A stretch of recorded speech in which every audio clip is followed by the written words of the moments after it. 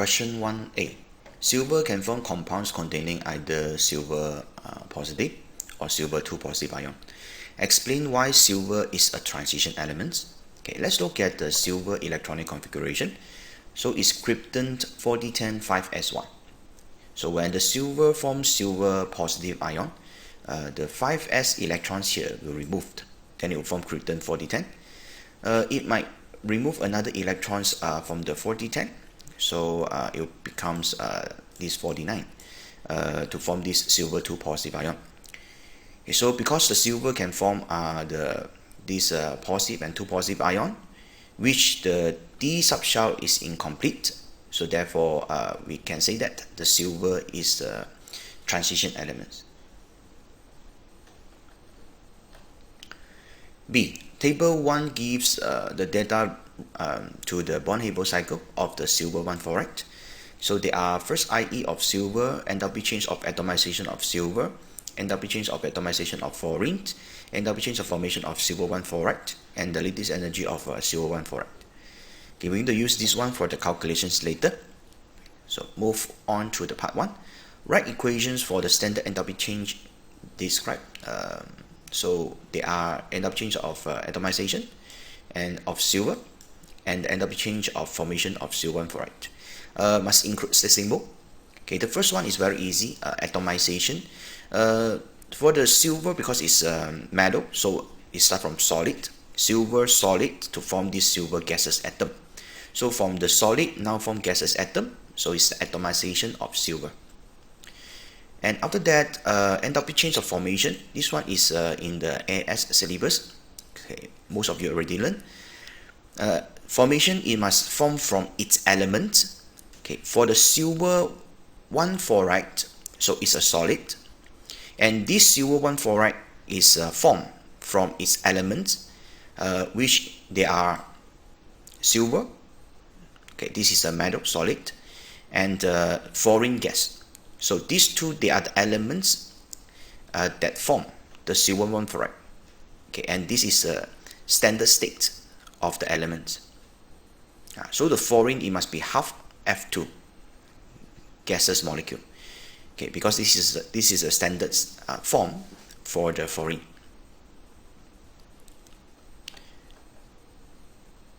Part 2.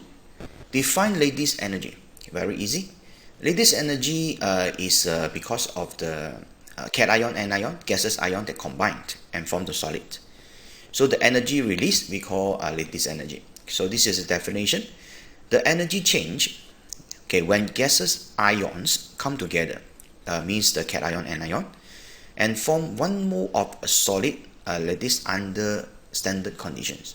The standard conditions are always 101 kilopascal or 1 atm, and this 298 Kelvin. So this is the equations for the lattice energy. Gaseous ion of the silver and the gaseous ion of the fluorine. So these two gaseous ion combine, then it will form this silver fluoride solid. Okay, the energy released is the lattice energy. Okay, part 3. Calculate the first electron affinity of fluorine and use the data from the previous table. It's helpful when you're able to draw this energy cycle, means the Born-Haber cycle.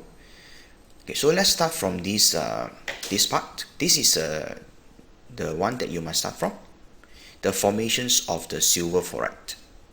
Okay, this is the starting point. So you put the silver and the fluorine, okay, and form this silver fluoride solid. It just similar to just now the equations that we discussed here, the formation. So the formation from this table is negative, so it's XO. So you just start with this and draw the arrow pointing down, right? Okay, after that you just go upwards using those atomization and ionization energy. So let's start from the silver gaseous atom now form gaseous silver solid, the metal, now is formed gaseous atom, so it needs the atomization of the silver. And after that, this one, the fluorine will form gaseous atom. So the 79 here is the atomization of fluorine. And after that, the silver gaseous atom will release electrons. So it's the first IE. So after that, these electrons will gain by the fluorine gaseous atom, and it will form the fluoride. So this is what we need to find, the electron affinity of the fluorine.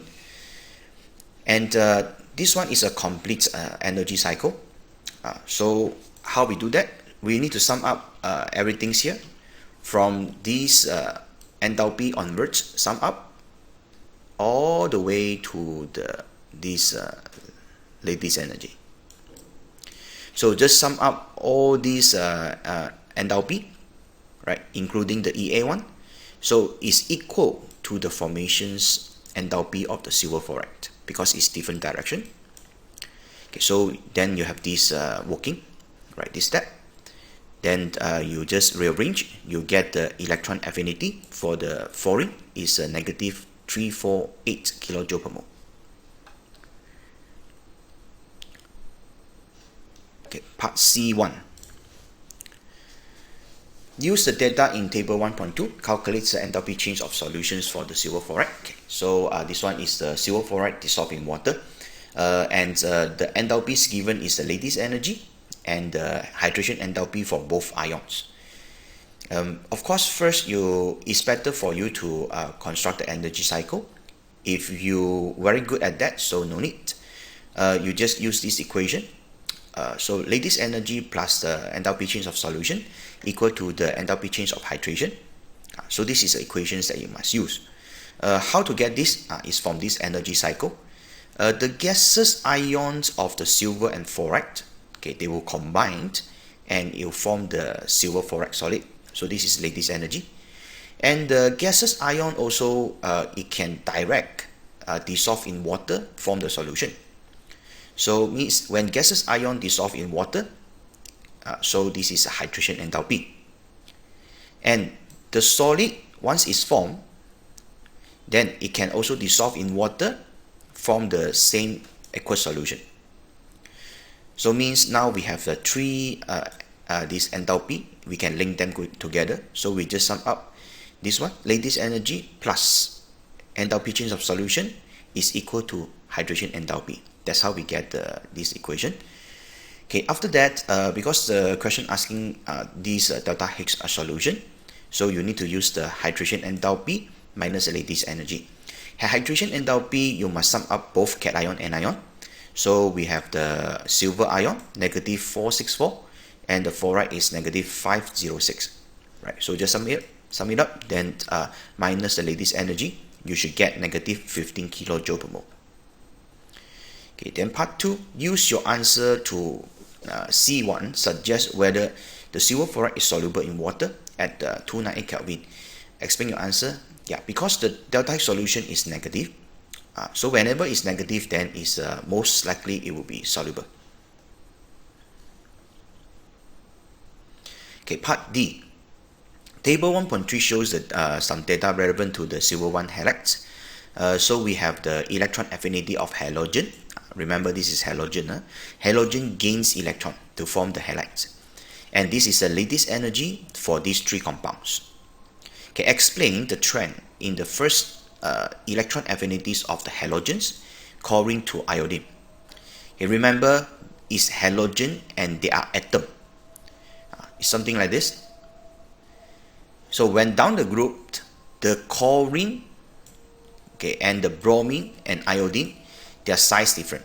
Chlorine have lesser electron shell, so it's smaller in size. Bromine is larger than chlorine. Of course, the iodine atom is the largest because more electron shell. So size larger down the group, so and we know it's more shielding. So attractions between the nucleus and incoming electrons weaker. So where is the incoming electron? So incoming electron, it can from, like, for example, this silver. So silver, when you release electrons, the electrons will gain by the halogen. So the incoming electrons is from outside, and these electrons will gain by all these atoms. So because the iodine is largest in size, so the attraction of the nucleus towards this incoming electron is weaker. So that's why it's less exo, it's released less energy. That's why when down the group, the electron affinity for the halogen is less exo. That's the reason. Okay, so you just need to explain like what I told you just now. Okay, from chlorine to iodine means down the group, atomic radii increases and more shielding from inner shell. Okay, therefore attractions between nucleus to the incoming electrons is weaker. Weaker attraction means release lesser energy. Okay, part 2. Explain the trend in the lattice energy of silver 1 halide. Okay, so down the group. Okay, let's look at this. Lattice energy down the group, silver chloride to silver iodide. So it becomes less exo also. So you need to explain using the halides, because silver is always the same. So now down the group, the halide size is also getting larger.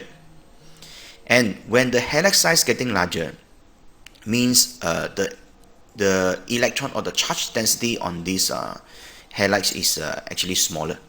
So attractions between the these silver ion and halides is getting weaker. So means weaker ionic bonds form.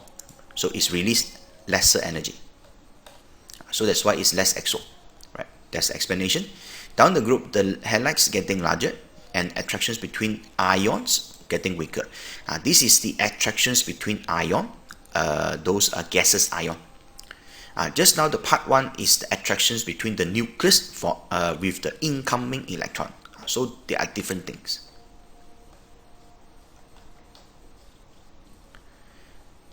Okay, part E. An electrochemical cell is constructed using the electrodes in the table 1.4. So we have this silver chloride half cell and the copper 2 and copper half cell. And calculates the standard electropotential. Okay, before we calculate, then we need to identify when these two half cell is connected. So which one is anode, which one is cathode?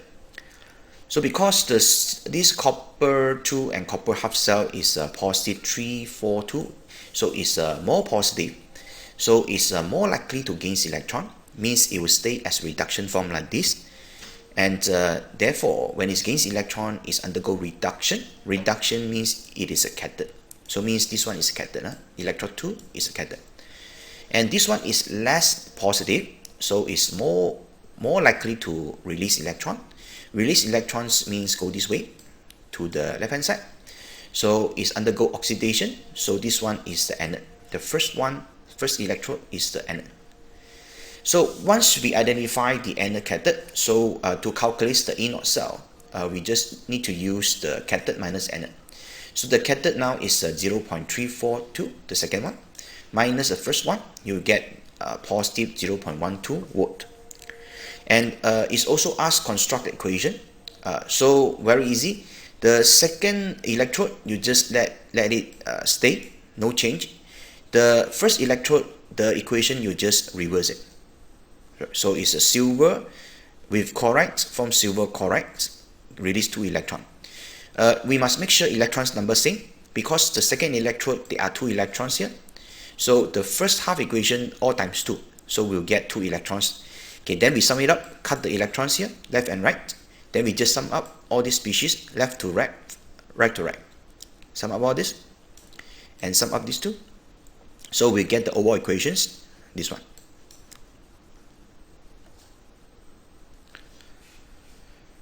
Part 2.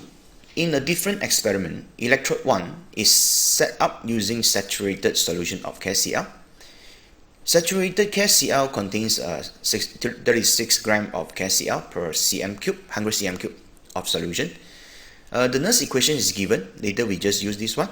Okay, calculates the electropotential for the electrode 1 when this concentration is used.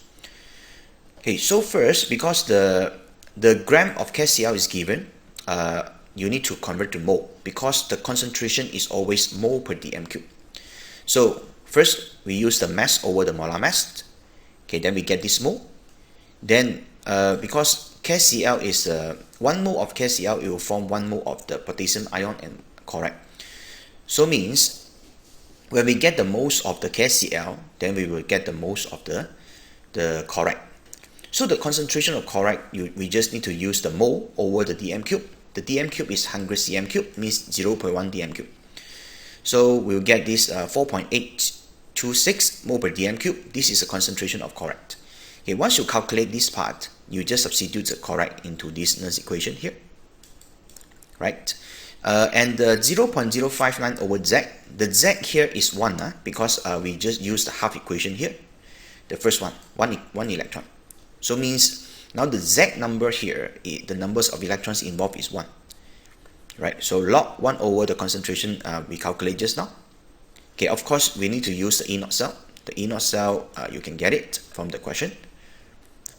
Right, this one, 0.222. That's the standard cell potential or standard electric potential.